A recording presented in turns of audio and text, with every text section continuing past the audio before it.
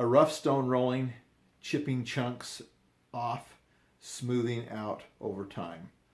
Joseph Smith talked about his life as like a stone rolling downhill and getting little chunks, a rough stone rolling downhill, getting chunks knocked off and little areas knocked off, and the stone being smoothed out. I also feel that way, not in that same. I don't pretend to be in the same, same category as Joseph. That's not what I'm saying, but I feel like life has really taken and broken off a lot of hard chunks. There's still, I'm sure, many to go, but I feel like I'm getting smoother over time, and the trials and the struggles that I go through have made me a better person. The struggles that I've gone through have made me better, and because it's made me better, I see the value of struggles and trials.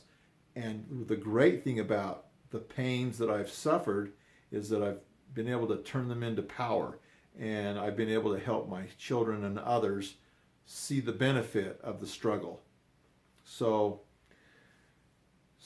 I do also feel like a rough stone rolling down the hill and being broken off, and chunks being ripped off and torn off and smoothed out over time. And I want to be smoothed out over time and eternity. My desire is to live with my Father in heaven eternally and be able to participate in bringing to pass the immortality and the eternal life of man as he does. Absolutely, having a family has been a challenge, and even more than a challenge, a huge blessing.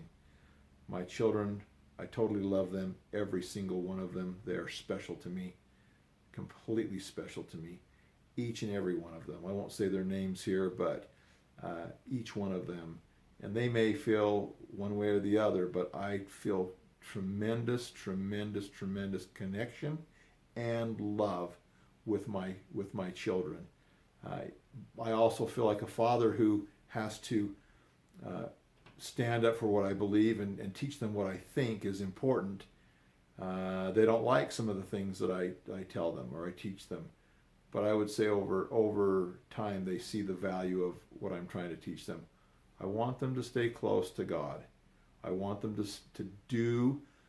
Life is short. Don't screw it up.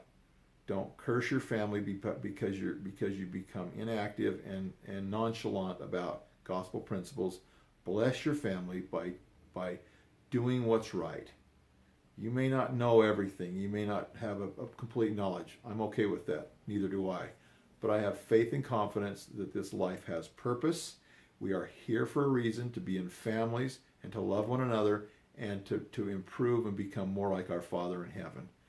Religion is not man. I guess, in my opinion, the Church of Jesus Christ of Latter-day Saints is a religion of truth and of clarity and of priesthood power and of a true and living prophet who communicates with us that God is real and he has a plan for us, and it's probably pretty simple. Just do what we're asked to do what we're commanded to do, so that we can be safe and happy.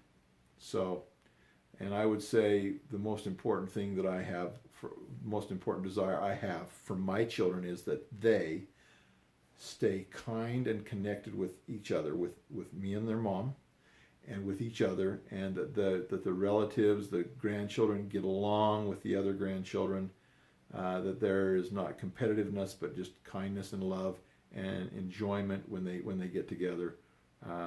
It really makes me proud. The other day I watched Sean and McKay negotiating a sale of their window cleaning business, and Sean was just so good with McKay.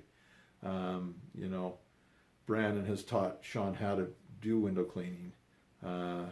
We are all built out of slightly different